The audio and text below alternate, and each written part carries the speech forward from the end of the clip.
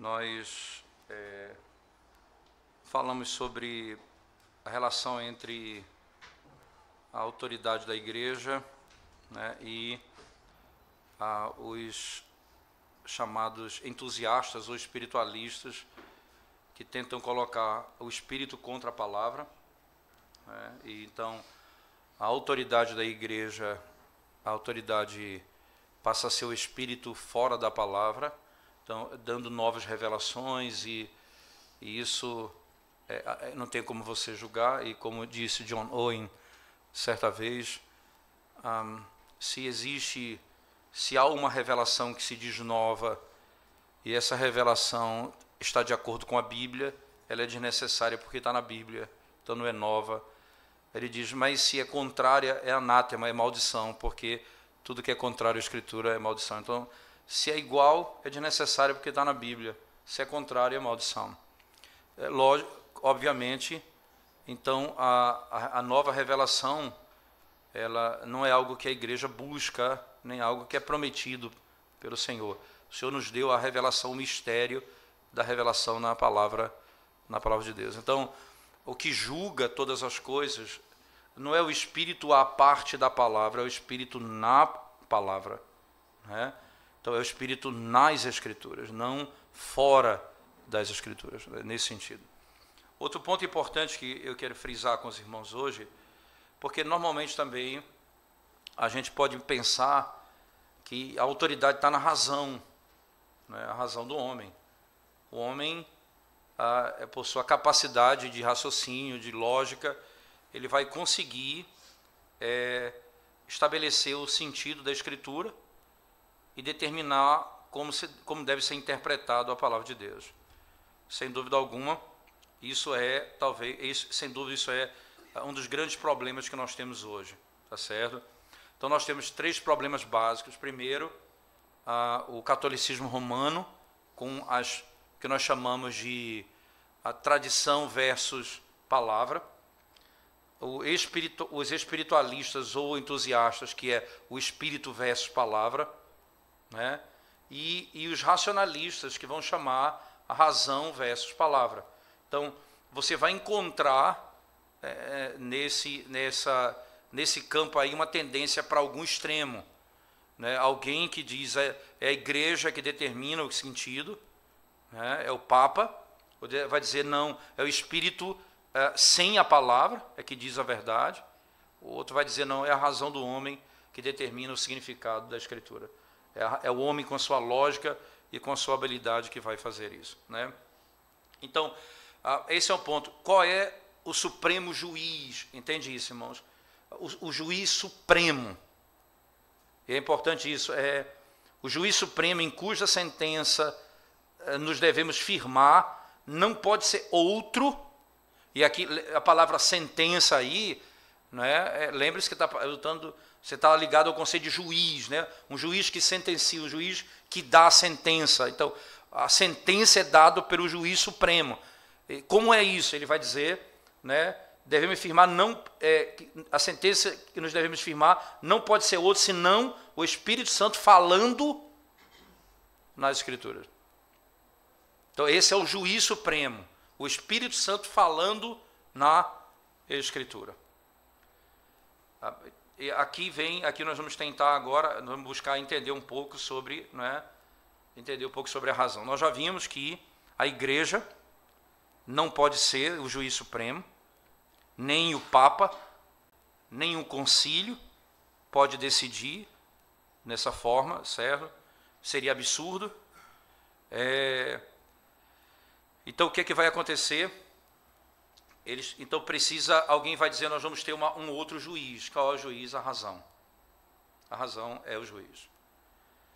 Existe um grupo, uma heresia na época dos socinianos, né?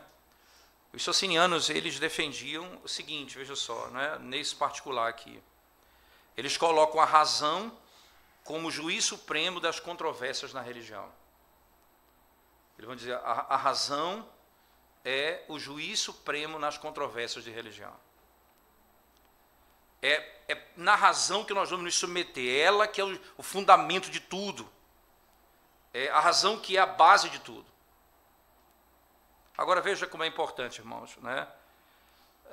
Com isso, nós não estamos aqui negando o papel da razão, entenda isso. Os puritanos, até naquela obra magistral, extraordinária do Joel Bick sobre teologia dos puritanos, ele tem uma parte lá, um capítulo, não vou lembrar exatamente o lugar, quando ele, falando sobre a questão da hermenêutica e da exegese dos puritanos, ele diz assim, que os puritanos afirmavam a razão é uma bênção, desde que ela esteja submetida às Escrituras. Entende? Então, a razão é uma bênção, desde que ela esteja submetida às Escrituras. Ela não pode ir além, ela não pode se libertar das Escrituras, das amarras da palavra e seguir o seu próprio caminho. Veja que a razão é importante por algumas razões, até um jogo de palavras, a razão é importante por algumas razões. Por favor, abra sua Bíblia em Mateus capítulo 13, verso 51. Mateus 13, 51.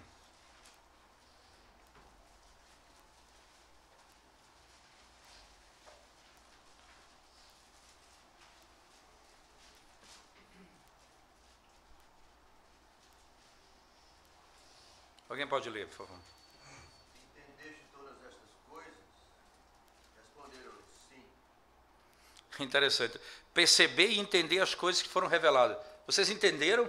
Entendemos. O homem, é óbvio que Deus deu ao homem razão para a compreensão das coisas, né? E você não vai jogar isso fora, isso é um princípio importante. Outra coisa importante, a razão importante, ela pega as verdades e vai colando umas nas outras, ela unifica, ela mostra as relações entre as verdades da palavra de Deus.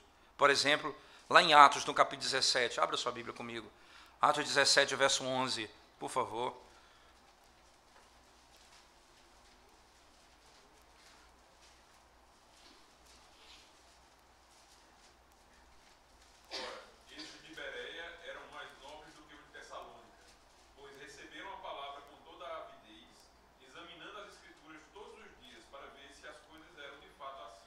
Veja que coisa, tu imagina isso é exaltado, eles ouviam a palavra e iam checar se aquilo estava de acordo com a palavra. Então, a razão é importante, você vai utilizá-la para esse fim, não é? Isso é um princípio claro que a palavra de Deus nos mostra. Outra coisa, explicar o texto. Veja lá em Neemias capítulo 8, verso 8, por favor. Neemias 8, verso 8.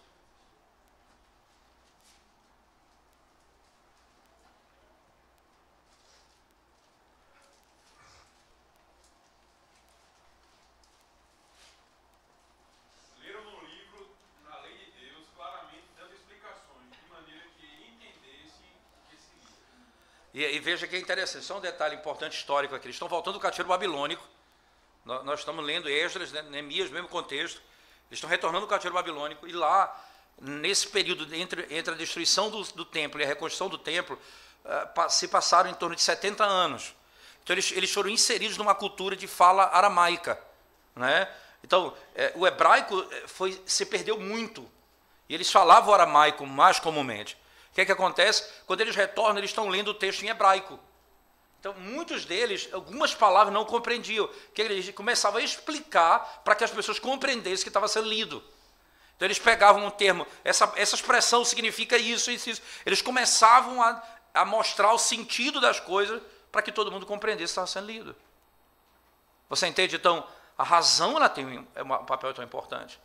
Né? A explicação dos termos. Então, é importante frisar que quando a gente fala que a razão não é o juiz supremo, nós não estamos aqui desmerecendo a razão. Ela tem um papel importante. E nós estamos vendo aqui na Escritura. Né? Veja, argumentar das Escrituras, você usa a razão. Veja lá, Mateus 21, verso 46. O grande ponto é que você prova tudo isso na Escritura, não é na razão. Eu estou mostrando o papel da razão na palavra. Não é o papel da razão fora da palavra, você entende? Eu quero que você entenda, você tem uma teologia da razão na palavra, se eu posso usar isso. O que é que a palavra diz, como eu posso utilizar a razão? Né? Então é dela que nós vamos extrair esses entendimentos. Veja lá, Mateus 21, verso 46, por favor. Mas quando eles buscaram por as mãos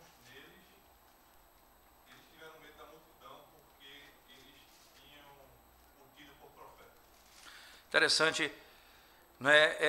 Eles estão ali, eles ficaram com medo de fazer o quê? De botar a mão nele, porque eles entenderam que ele era profeta. Eles estavam compreendendo que aquilo que estava acontecendo ali, isso é um profeta, então não vamos botar a mão nele. Há algum entendimento da parte deles, lógico, nesse conceito. Mateus 21, verso 46. Agora veja, Romanos 9, 19 a 20, por favor. Romanos 9, 19 a 20.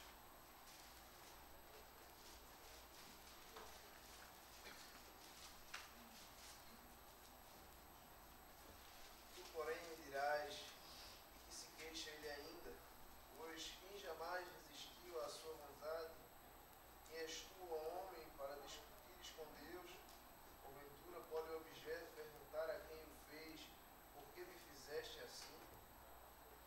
Interessante, você está lidando, você tem objeções, você vai vindicar as verdades das objeções. Você pega as objeções e com raciocínio você vai combater as objeções com base na verdade. Então, acaso o vaso ou o barro pode perguntar, o vaso pode perguntar para o oleiro, por que me fizeste assim? Então, veja, ele está usando estratégia e está argumentando em busca da verdade. Veja, quando eu digo em busca da verdade, para se estabelecer um conceito claro. Isso a razão nos ajuda claramente. Agora, tudo isso a razão é importante. Para tudo isso. Ela só não é importante para uma coisa. Ela não é o juiz supremo. Ela não é o juiz supremo. Isto é, a razão não pode ser admitida por si mesma. Ela não pode ser tratada por si mesma. Ela mesma. E outra coisa, não pode ser tratada de acordo com os seus próprios princípios. Para que ela possa, por si mesma, segundo os seus próprios princípios, determinar ou botar um fim nas controvérsias religiosas. Não, jamais isso pode acontecer. Né? Então, por exemplo, quando você vai lidar com a doutrina da Trindade, que vai ser o capítulo 2 que nós vamos estudar na sequência, que é o ser de Deus, que é a pergunta 4 do breve catecismo, o que é Deus? Então, nós vamos falar do ser de Deus depois da Trindade, que é na sequência do texto. Veja, a doutrina da Trindade, ela é afirmada na Escritura, né? Existe um só Deus, há um só Deus que subsiste em três pessoas. O que é contra a razão? O que é irracional? É engraçado que os testemunhos de Jeová dizem que quem crê assim é irracional. Vocês são irracionais. Mas por que são irracionais? Vocês creem em três deuses? Eu falei, não. Quem crê em três deuses são vocês. Por quê? Porque ele diz que Jesus é menor do que Deus. Então, se é menor, é um Deus inferior. Então a Bíblia não fala de ninguém inferior. Fala um só Deus que subsiste em três pessoas. Poder, majestade, não é exatamente a mesma. O mesmo Deus, não três deuses. O que seria irracional? O que seria ilógico? Existe um Deus que subsiste em três deuses. E aí isso seria uma contradição. Se eu digo isso, existe um Deus que subsiste em três deuses. Aqui é uma contradição. Então, uma proposição contradiz a outra. Como é? Eu tenho um Deus ou três deuses? Mas veja o que a doutrina diz. Eu tenho um único Deus que subsiste em três pessoas. Isso é um mistério, mas não é ilógico nem irracional nesse termo. Eu não tenho plena compreensão, mas está afirmado na Escritura. Agora, tu imagina, eu digo isso, eu preciso entender isso racionalmente. Então, a razão é o parâmetro disso aqui. Aí acabou. Aqui nós caímos num grande mal, sem dúvida alguma. Deixa eu adiantar um pouco em cima disso aqui, irmãos. Veja,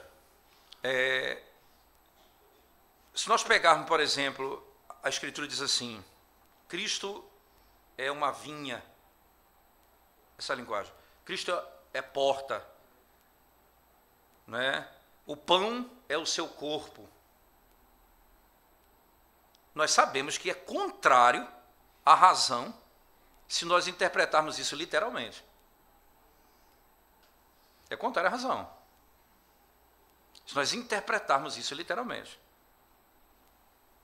Mas a principal razão de nós rejeitarmos o significado literal, irmãos, em que a nossa fé é edificada e o significado é manifestado, não é a razão, mas é a Escritura expondo a Escritura explicando a própria Escritura. Não é simplesmente a razão. O ponto aqui não é a minha razão que determina o significado disso, mas é a palavra de Deus explicando a palavra de Deus.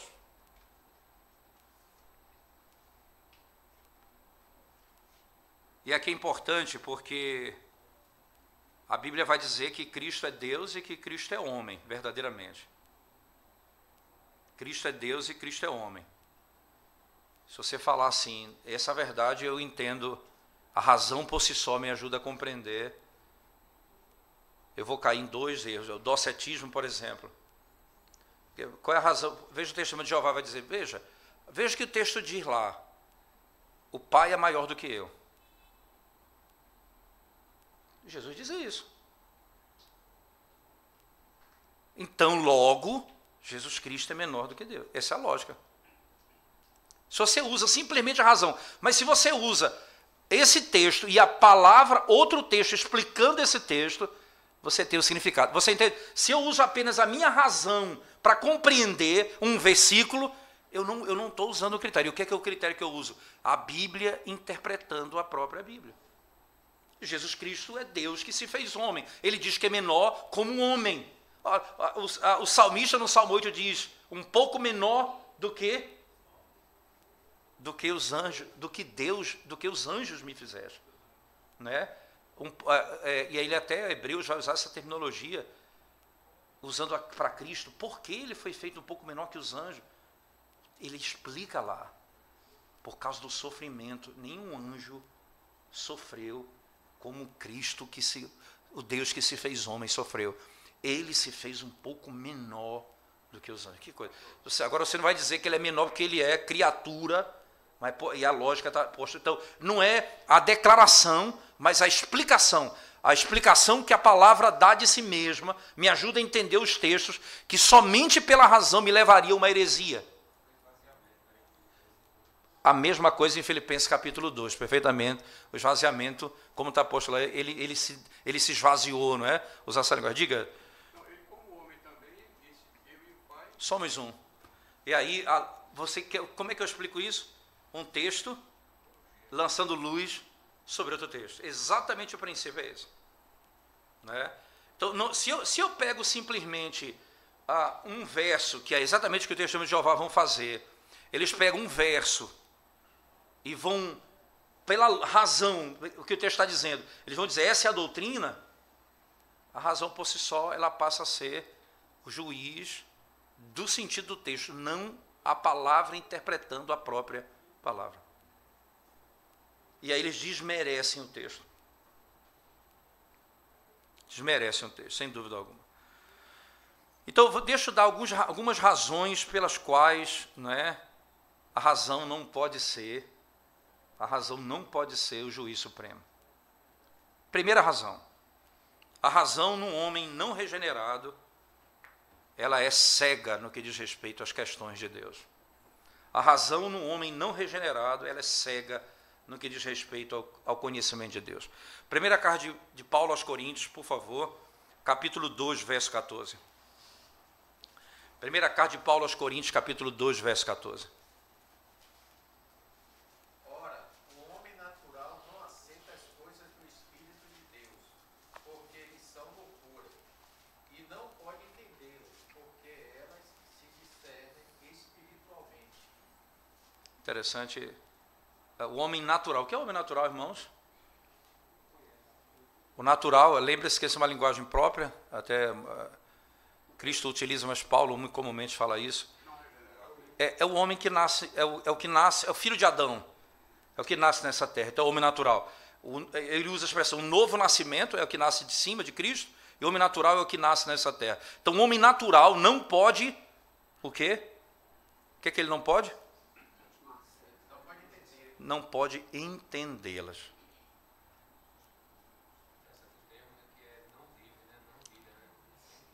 Sem ele não, porque a ideia é a seguinte, ele não há compreensão, e aí a ideia é mesmo, sem vida, sem capacidade cognitiva. É como se estiver morto. Que aí a palavra loucura, que é um conceito também paulino muito claro, não é? Muito claro, quando Paulo, por exemplo, na mesma carta vai dizer que o evangelho é loucura, né? E sabedoria, mas ele vai agora discutir dizendo porque é loucura para eles. O que é salvação é loucura. A salvação que Deus trouxe é loucura para o homem natural, porque a razão dele não consegue compreender. E aí é interessante, você diz assim,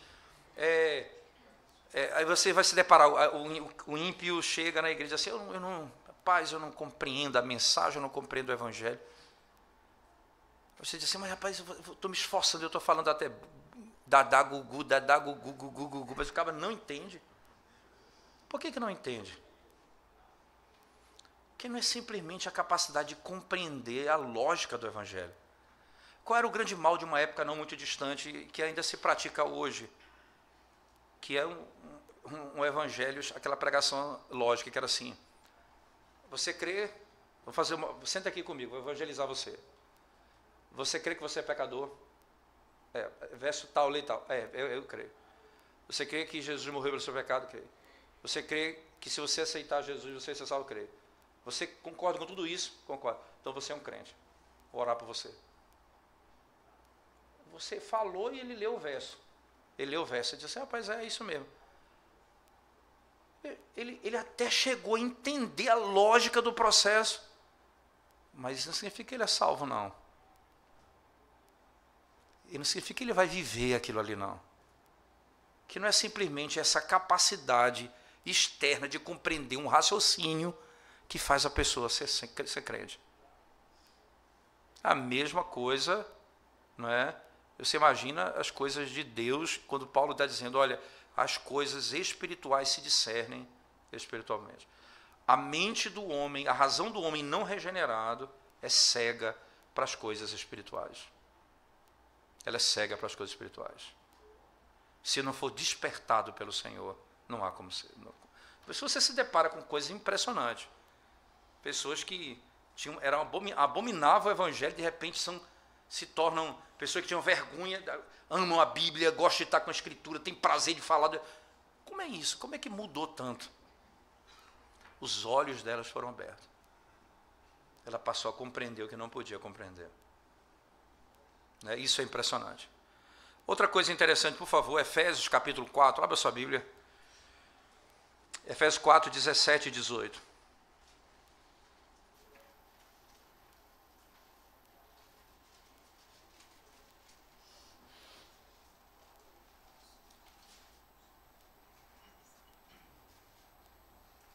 Isto, portanto, digo, e no Senhor testifico, que não mais andeis como também andam os gentios, na vaidade dos seus próprios pensamentos, obscurecidos de entendimento, alheios à vida de Deus por causa da ignorância em que vivem pela dureza do seu coração. É interessante, veja, a ignorância no que vivem por causa do quê?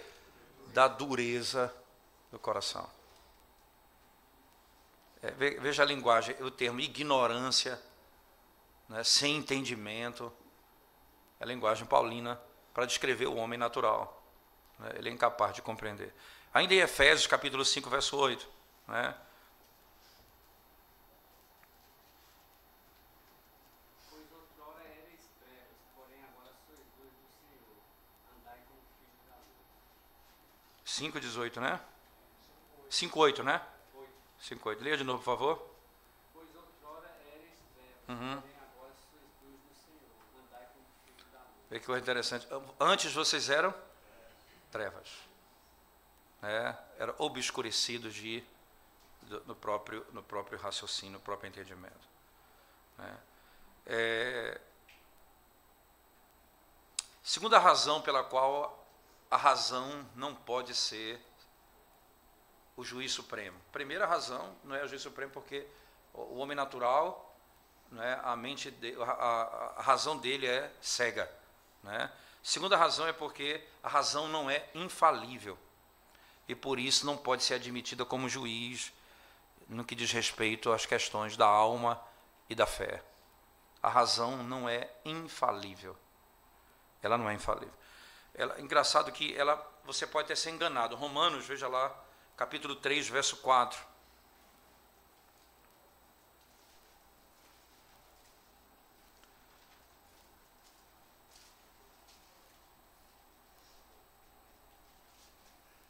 De maneira nenhuma, seja Deus verdadeiro e mentiroso todo homem, segundo está escrito, para ser justificado das tuas palavras e venha a vencer quando fores julgado. Seja Deus verdadeiro e o homem, todo homem, mentiroso. Você imagina, irmãos, você dizer o seguinte: esse é o caminho em que todas as questões doutrinárias vão ser resolvidas, é o homem em si mesmo possuir lógica e raciocínio, defendendo e manifestando o que é a verdade acerca da doutrina. Os fundamentos não seriam abalados? Não seria esse um caminho de pavimentação para o ceticismo e o ateísmo? Como é que você diz que a razão é por si só capaz? Não é esse o caminho do ceticismo e do ateísmo? O homem vai negar Deus. Na sua lógica ele vai negar Deus, na sua cegueira ele vai negar Deus. Não há como fugir disso. Né? Primeira coisa importante é que também alguma exceção precisa ser dita aqui, quando a razão, a santa razão, você pode dizer isso, que submete a palavra, né, quando ela é admitida, quando ela é aceita, ela é aceita porque ela se submete àquilo que a Escritura diz, não porque ela está separada da Escritura e segue o seu próprio caminho. Seria estranho isso. Seria muito estranho isso. A razão, irmãos, né, ela não é sã na maioria dos homens. A razão não é sã na maioria dos homens. Por mais que alguém conheça alguma coisa e com lógica possa analisar e refletir, ele é incapaz, isso é interessante, o indivíduo é capaz de, ainda dado pela bondade de Deus ao homem, de fazer coisas extraordinárias cientificamente, usando a ciência, a razão, mas esse mesmo homem, ele nega a própria existência de Deus. Você imagina isso? Ele usa a ferramenta que Deus deu a ele e ainda assim ele se levanta contra Deus. Agora, esse debate sem nenhuma lógica, posso dizer assim, né? Estão querendo agora no governo misturar a ciência com religião. Isso não é no governo, não. Isso é o Deus que criou o mundo, deu ao homem a condição de conhecer o mundo. A ciência e a religião estão abraçadas. O problema é que vocês querem separar a vida toda. Mas vocês querem separar para poder dizer que a religião é algo que não está associado à realidade. É algo individual, é privado, é particular, não é público. Não, a religião é parte da vida. Você olha o mundo na sua perspectiva religiosa. Deus criou o mundo. Eu vejo o mundo nessa ótica. Deus não criou o mundo. Eu vejo o mundo nessa ótica. Se Deus não criou o mundo é um amontoado de células. Deus não criou o mundo, a criança no útero da mãe é um amontoado de células. Por isso você pode matá-la. Deus criou o mundo, a criança no útero da mãe é uma vida. Você entende?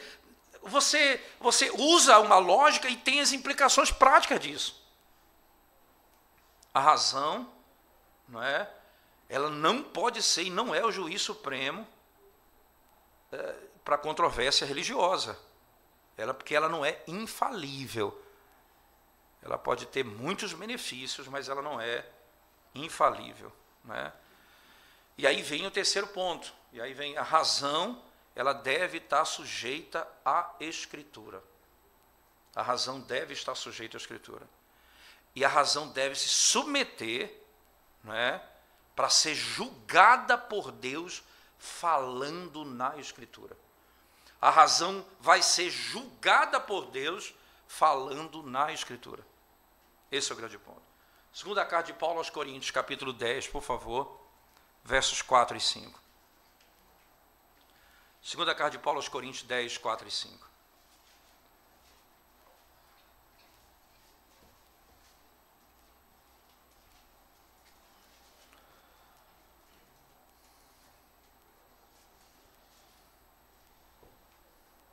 Porque as armas da nossa milícia não são carnais, e sim poderosas em Deus, para destruir fortalezas, anulando nós sofismas e toda altivez que se levante contra o conhecimento de Deus, e levando cativo todo pensamento à obediência de Cristo.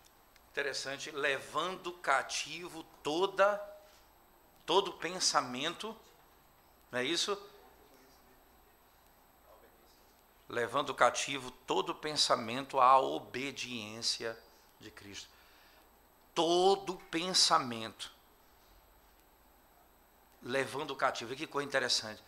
Você em submissão e sujeição à obediência de Cristo. Todo pensamento se submete a Cristo. Irmãos, não é só o nosso joelho que vai se dobrar. Nosso pensamento precisa se curvar a Ele. O nosso pensamento precisa se curvar a Cristo. A sua palavra. Anulando o sofisma, que é a razão Sendo para como... provar uma inverdade. Exatamente, sofisma é uma aparente verdade, né? Que na verdade é uma mentira. E aí você anula a mentira. Que coisa impressionante isso. E as nossas armas não são carnais, não é isso que Paulo está dizendo? Nós não usamos armas carnais. Que armas nós usamos? Nossas armas são poderosas. Poderosas. Você tem a palavra, você tem a oração. Essa é a verdade que vai anular os sofismas. O que vai acontecer conosco? É o princípio sujeição dos nossos pensamentos a Cristo. Sujeição do nosso pensamento a Cristo. Certamente, irmãos, se a razão ela não é por si só, ela não é infalível, logo ela não pode ser juiz supremo, só pode ser juiz supremo aqui é infalível. Então, o que é que a razão deve fazer? Ela deve se sujeitar à Escritura. Ela se submete à palavra de Deus, como a palavra de Deus claramente nos ensina. Quarto ponto, se a razão ela é o juiz supremo de toda controvérsia, então a nossa fé deve ser edificada em nós mesmos. Veja, se a razão ela é o juiz supremo de toda controvérsia, então a nossa fé deve ser edificada em nós mesmos. E a grande razão por que nós cremos em qualquer princípio da religião deveria ser, né, nós mesmos. Simplesmente nós mesmos. A razão por que eu creio está em mim mesmo. Você sabe por que quando diz assim, a razão não pode ser o juiz supremo? Porque eu estaria dizendo, está em mim mesmo. O juiz supremo está em mim mesmo. É diferente de estar na igreja, ou o Espírito falar contra a Escritura, ou a paz da Escritura, mas está em mim mesmo. Está no meu raciocínio. Porque eu não vou aceitar a tua lógica, eu vou aceitar a minha lógica.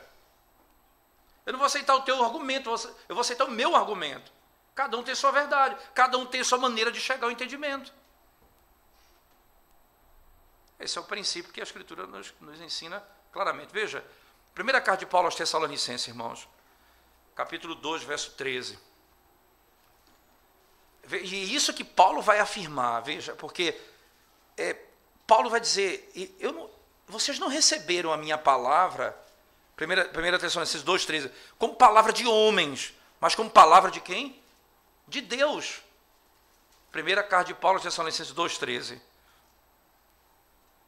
Outra razão ainda temos nós para incessantemente dar graças a Deus, é que, tendo vós recebido a palavra que nos ouviste, que é de Deus, acolhestes não como palavra de homens, e sim como, em verdade, é a palavra de Deus, a qual, com efeito, está operando eficazmente em vós, os que credes.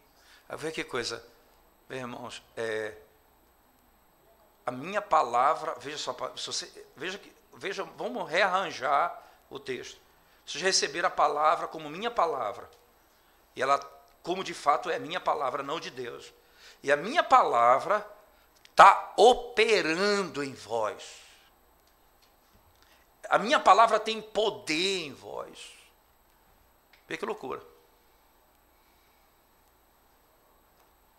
Por que tem poder? Porque é palavra de Deus, não é minha palavra. Vocês receberam como palavra de Deus, não como minha própria palavra. Por favor, João 5, 34 e 39. Por favor, alguém lê para a gente. Evangelho de João 5, versos 34 e 39.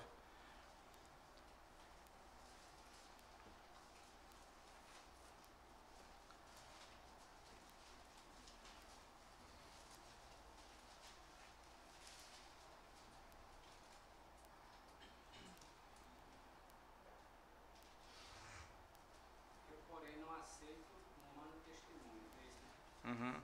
Digo-vos, entretanto, estas coisas para que sejais salvos.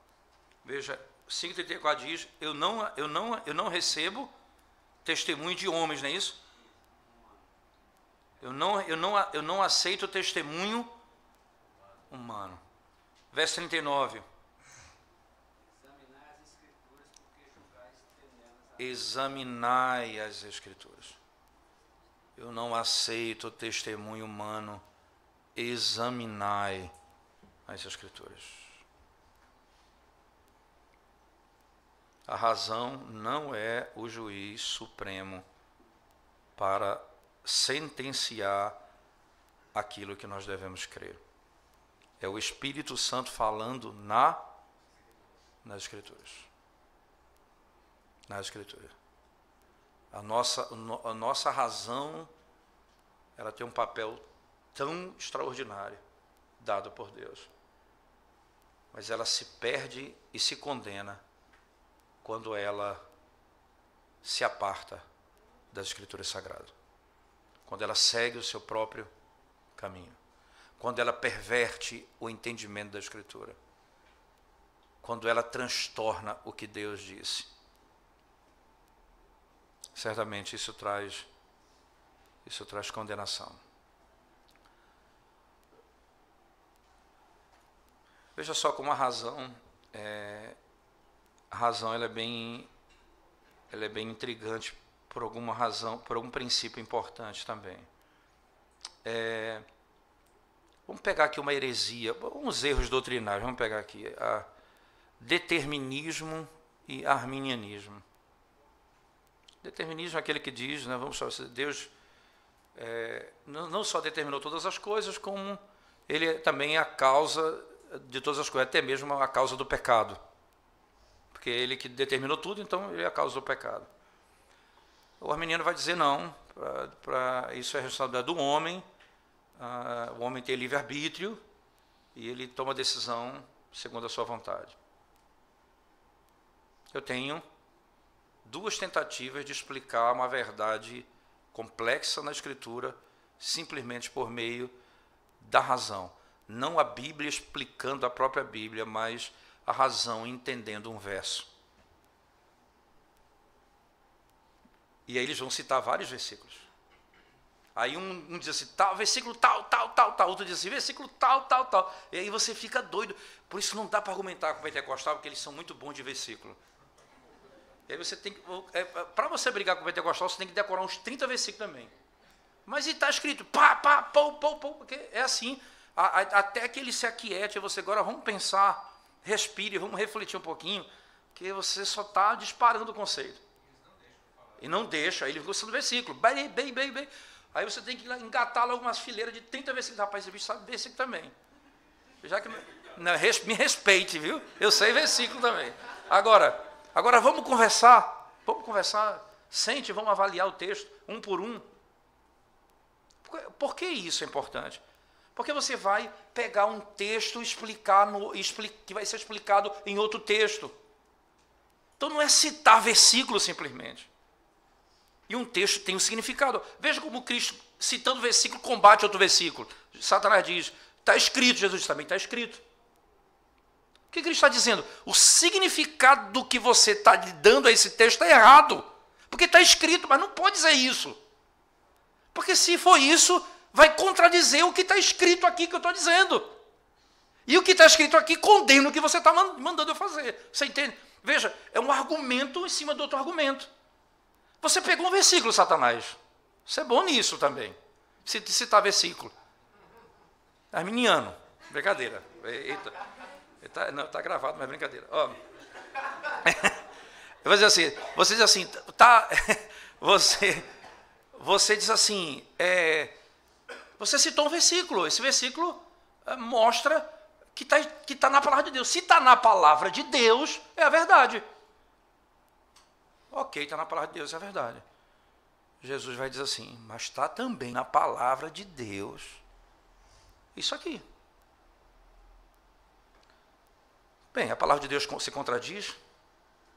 Não. Ele, ao ler aquele verso, ele deu um sentido para o texto que contradiz o todo da revelação. Ele deveria, como Cristo, pegar o texto e interpretar a luz da revelação. Não citar versículo isolado, simplesmente. Quando você pega a razão pela razão, diga. Aí ele corre, aí lá na sequência vai para a tradição. Exatamente. O que a tradição vai dizer? A tradição vai, no final faz o quê? Ela anula as escrituras. Veja, anula a palavra, porque vai contradizer a palavra, e a outra tradição anula a palavra. E a razão anula a palavra. A razão pela razão. Final das contas, todos os três que se levantam como juízes à parte da Escritura, não é? A parte da Escritura, são bênçãos de Deus se forem colocados debaixo da palavra. A igreja submetida à Escritura, o Espírito operando na palavra e a razão submetida à palavra. Esse é o juiz supremo que julga as controvérsias da igreja. São amigos de... Exatamente. Exatamente. Alguma pergunta, alguma dúvida, irmão, sobre esse ponto? Nenhuma? Só para eu saber como é que...